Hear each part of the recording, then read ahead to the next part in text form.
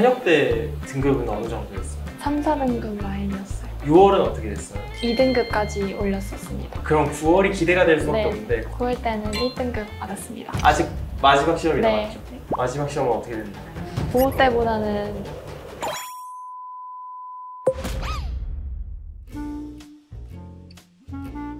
안녕하세요. 저는 대학전쟁 시즌2에 출연하고 현재는 스튜디오샤에서 활동하고 있는 서울대학교 치의학과 24학번 조준영입니다.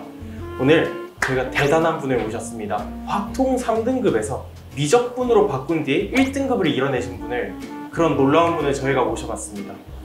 안녕하세요. 안녕하세요. 자기소개 한번 부탁드릴게요.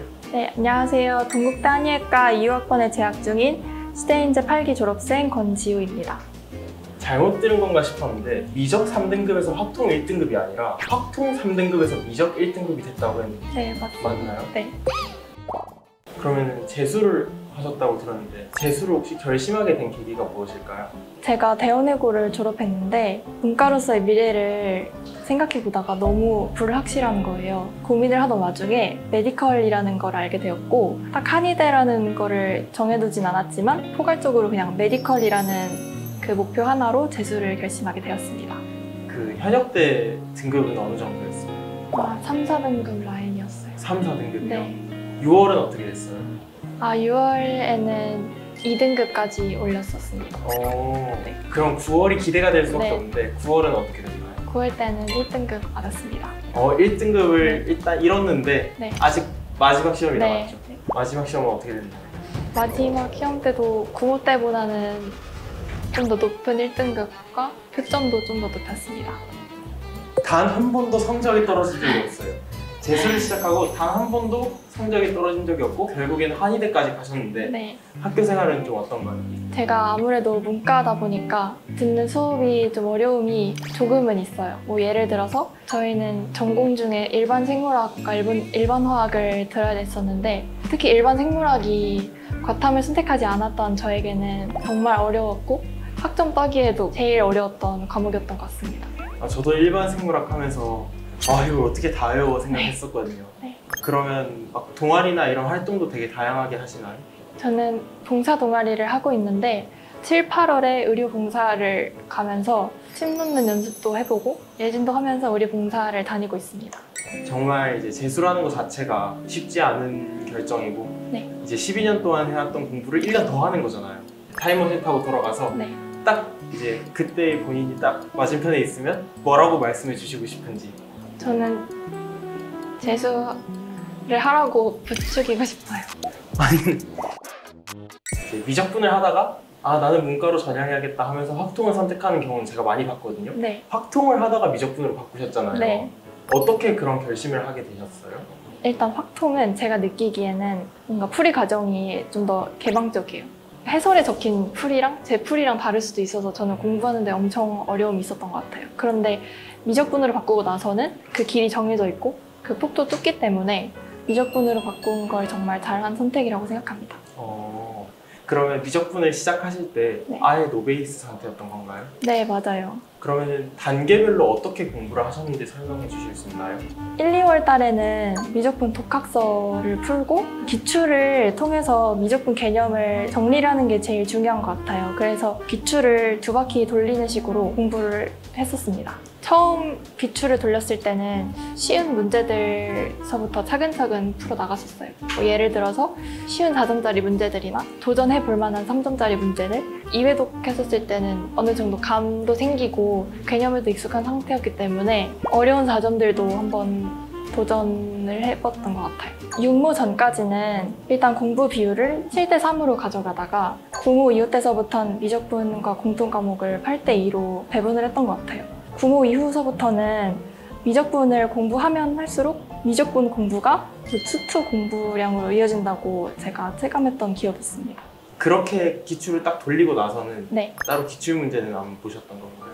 기출을 수능 직전에 다시 한 번 더 봤고, 그리고 그 전까지는 뭐 스탠드 선생님들께서 나눠주시는 기출 변형이라던가 아니면 엔제로 계속 실력을 쌓았던 것 같아요.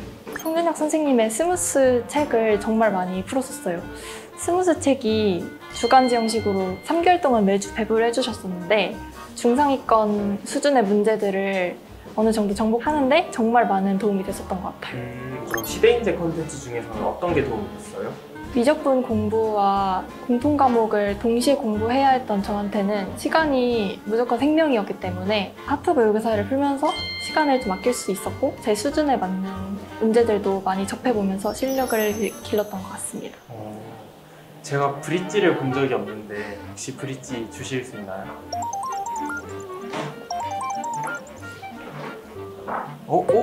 1번이 없는데? 네, 맞아요. 혹시 어떤 컨텐츠인지 설명을 좀 자세히 해주실 수 있나요? 브릿지 모의고사가 하프 모의고사이기 때문에 일단 시작이 1번이 아니라 9번이고 문제 수도 10문제 안쪽으로 굉장히 문제 수도 적은 모의고사예요. 미적분 같은 경우에는 객관식 한 문제랑 주관식 한 문제, 이렇게 총 2문제로 이루어져 있어요. 정말 중킬러 연습하는데 도움이 되게 많이 됐겠어요. 네, 맞습니다. 그러면 재수를 하면서 슬럼프 같은 건 없었나요?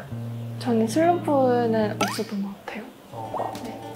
성적이 쉽게 반응하는 성격이 아니었기 때문에 무던한 성격이었던 것 같아요. 그래서 크게 낙담하거나 슬럼프 같은 것도 없었던 것 같습니다. 수험생한테 정말 꼭 필요한 마인드인 것 같네요. 이제 과목을 새로 공부하다 보면 네. 처음에 문제를 틀릴 때도 있고 이렇게 오답이 많이 발생하는데 오답 노트를 따로 정리하셨나요? 엄청 꼼꼼하게 작성하는 편은 아니었지만 그래도 나름 제 방식대로 오답 노트를 만들었었는데요. 제가 틀린 문제들 위주로 문제만 오려서 공책에 붙이는 식으로 오답 노트를 작성을 했었습니다. 그리고 그 밑에 제가 놓쳤던 개념들이나 아니면 제가 문제에서 얻어갈 수 있었던 그런 인사이트들을 문제 밑에다 적어놓는 식으로 오답 노트를 작성을 했었어요.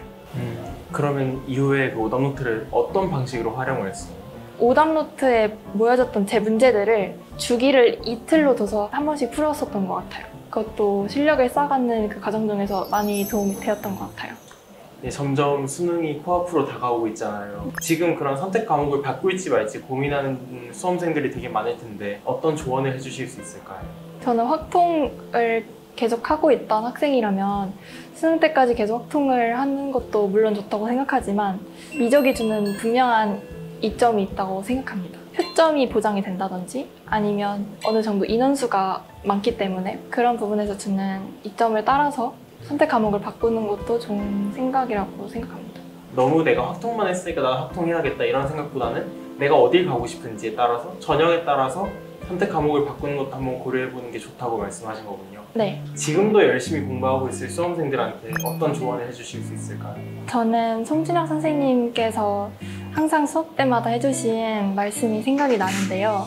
내가 무엇이 어려운지 정확히 알고 있으면 그것은 두려움이 아니라 극복이 가능한 구체적인 대상이 된다라고 항상 말씀을 해주셨어요. 그 부분을 학생들한테 전달하고 싶고 내가 지금 공부하고 있는 그런 공부량들, 공부 방법들을 믿으면서 수능 때까지 꾸준하게 하셨으면 좋겠습니다. 자, 오늘 저희가 이렇게 확통 3등급에서 미적 1등급을 받은 지우님을 모셔봤는데요. 지우님의 이야기가 이 영상을 보시는 많은 수험생분들께 정말 큰 도움이 될 것 같습니다. 수험생분들이 지우님의 이야기를 본받아서 이 꾸준함 그리고 성실함 이 두 가지를 꼭 챙겨간다면 모두가 좋은 결과가 있을 것 같습니다. 수험생 여러분 정말 덥고 힘들지만 화이팅입니다.